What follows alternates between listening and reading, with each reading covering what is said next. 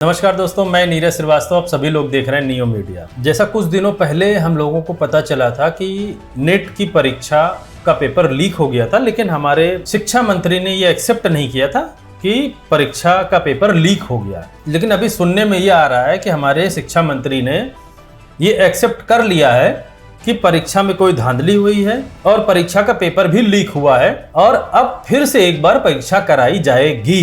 NEET में पहले विसंगति ध्यान में आया ग्रेस मार्क को लेके।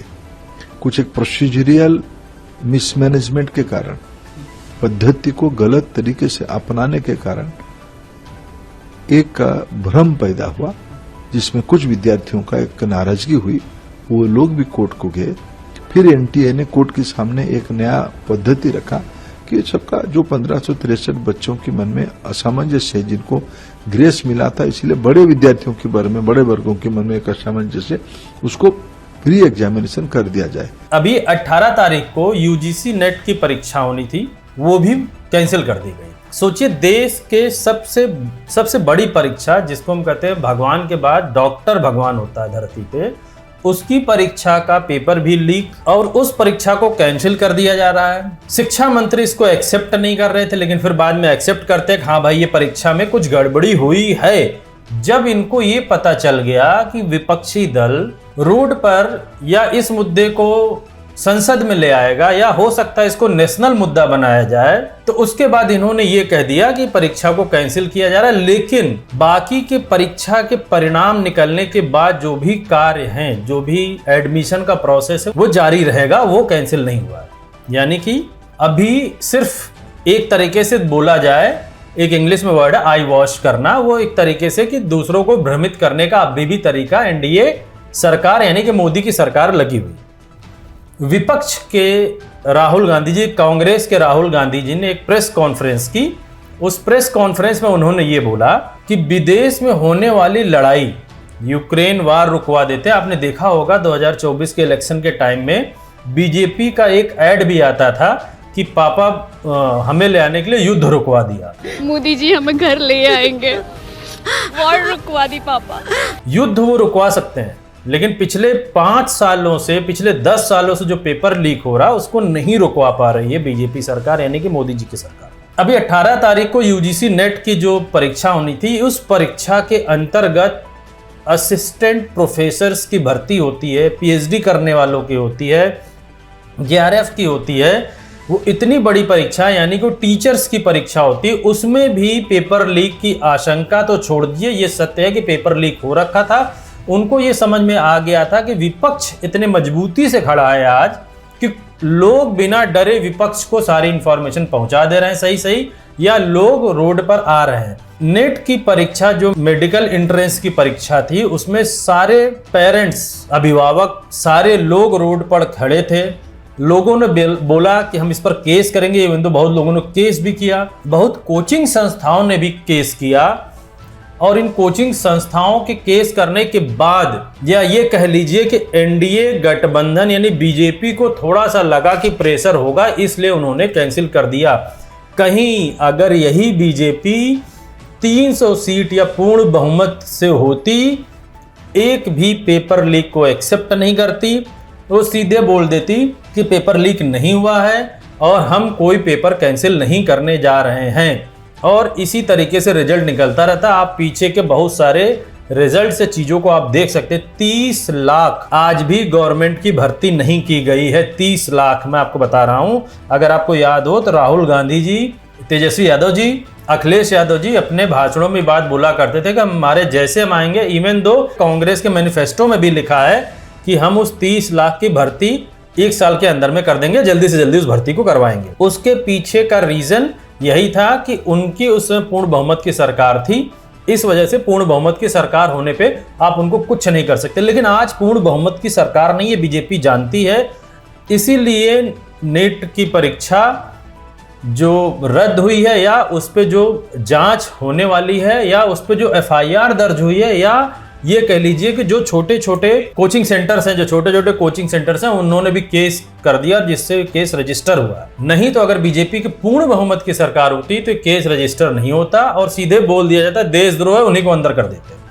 अब आज ऐसा बीजेपी कर क्यों रही, पहले ये समझते हैं कि राहुल गांधी ने अपने पूरे प्रेस कॉन्फ्रेंस में कहा क्या, और उस प्रेस कॉन्फ्रेंस में उन्होंने क्या ऐसा कहा है जो बहुत बड़ी चीज है, देश के लोगों को समझना चाहिए। पहले जरा सुनते हैं प्रेस कॉन्फ्रेंस।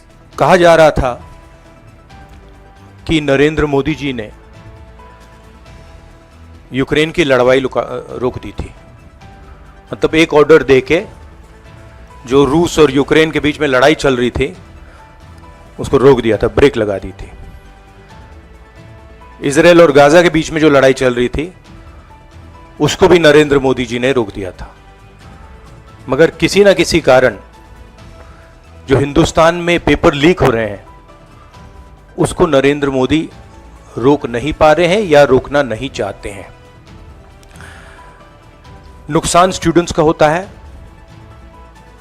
जो हिंदुस्तान के स्टूडेंट्स हैं, मैं जानता हूं कि आप इन एग्जाम्स के लिए महीनों सालों काम करते हो। ये आपका फ्यूचर है और आपके फ्यूचर से खिलवाड़ किया जा रहा है। मध्य प्रदेश में व्यापम हुआ और अब उस व्यापम को नरेंद्र मोदी जी और उनकी सरकार पूरे देश में फैलाने का काम कर रही है। मैं इंस्टीट्यूशनल कैप्चर की बात करता हूं, मीडिया की बात करी, अलग अलग हिंदुस्तान के जो संस्थाएं हैं उनकी बात की। यही एजुकेशन इंस्टीट्यूशंस में हो रहा है। पेपर लीक का कारण है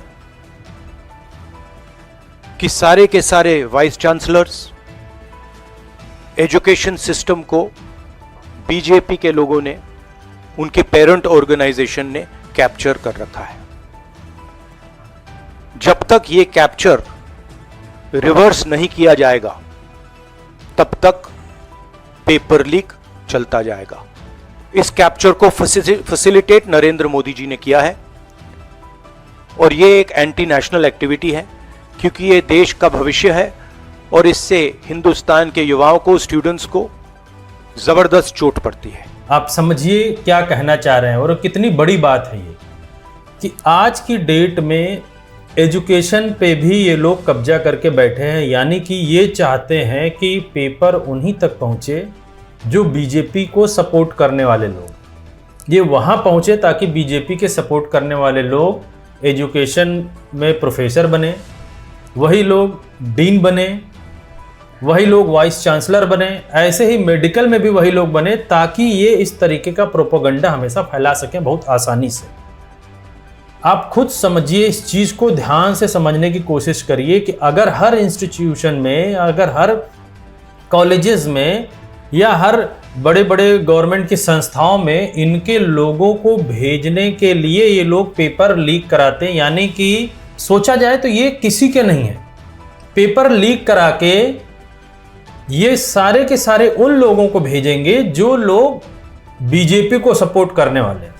यानी कि एक तरीके का बहुत बड़ा ये क्राइम है, ये नेशनल क्राइम है कि यानी जो लड़का बीजेपी को सपोर्ट नहीं करेगा वो ना ओबीसी हुआ, ना वो जनरल कैटेगरी का हुआ, ना वो SC ST हुआ, ना वो अल्पसंख्यक हुआ, लेकिन जो उनको सपोर्ट करता है वही है। यानी कि सीधी बात, जो हिंदुत्व बोलते हैं, यानी कि जो बीजेपी को वोट दे वही हिंदू है, जो बीजेपी को वोट ना दे वो हिंदू नहीं है। यही प्रोसेस को ये अपने एग्जाम्स में भी, टीचर्स में भी सोचिए, अगर इसी मानसिकता के लोग कहीं प्रोफेसर हो जाएं तो वो उन्हीं को ही पेपर कॉपी चेक करेंगे और उन्हीं को ही टॉप नंबर देंगे, उन्हीं को अच्छा नंबर देंगे जो बीजेपी के सपोर्ट की बात करता हो, या जो कहीं शाखा लग रही वहां जाए, अगर वो नहीं जाएगा तो उसको नंबर नहीं देंगे। यानी कि सीधी सीधी बात है, कल की डेट में एंट्रेंस एग्जाम हो, क्लास 10th का, क्लास 12th का, क्लास 8th का, तो वहां भी पहले से ही पता चल जाएगा कि भाई इतने अभिभावक ऐसे हैं, पेरेंट्स ऐसे हैं जो बीजेपी के सपोर्टर हैं, उनके बच्चे ये, उनका लिस्ट में नाम आ जाएगा, दूसरे का नहीं आएगा। ये मानकर चल रहे हैं कि आज की डेट में हर एक संस्था, चाहे वो मेडिकल हो, इंजीनियरिंग हो, एजुकेशन हो, क्लर्क हो, चपरासी हो, उन्हीं को देना है जो बीजेपी को सपोर्ट करे। जो बीजेपी को ना सपोर्ट करे उसको तो वहां तक पहुंचने ही नहीं देना है। और इसी प्रोसेस को लेके कल की डेट में ये भी शुरू कर सकते हैं कि 5 किलो अनाज वहीं तक जाए जो बीजेपी के सपोर्टर हों और उसके आगे कहीं ना जाए।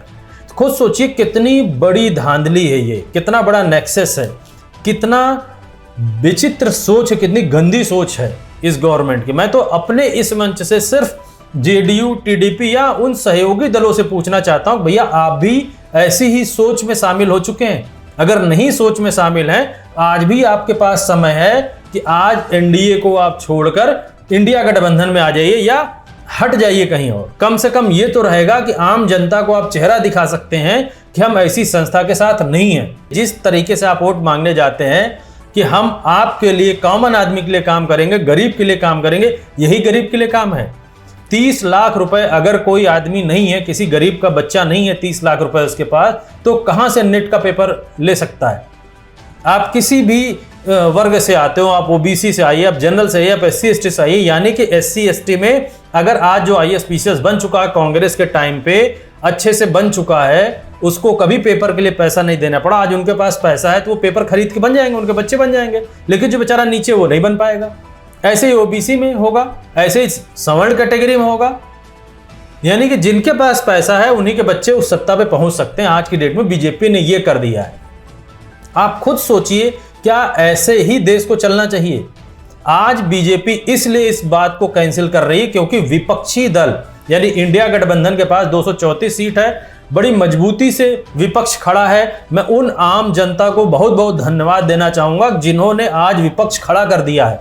आज उन पेरेंट्स को मैं धन्यवाद देना चाहूंगा जिन्होंने विपक्ष खड़ा कर दिया और अपने बच्चों का भविष्य बचा रहे हैं। उन लोगों से पूछिए जो रो रहे थे उस दिन परीक्षा का रिजल्ट निकलने के बाद, जिनके बच्चों का सिलेक्शन नहीं हुआ है, आज वो कम से कम कांग्रेस को धन्यवाद बोल रहे होंगे कि रोड पे खड़े होने की कांग्रेस तैयारी जैसे करती है वैसे ही बीजेपी सरकार इस चीज को बोलती है कि कैंसिल हो रहा है और फिर से होगा।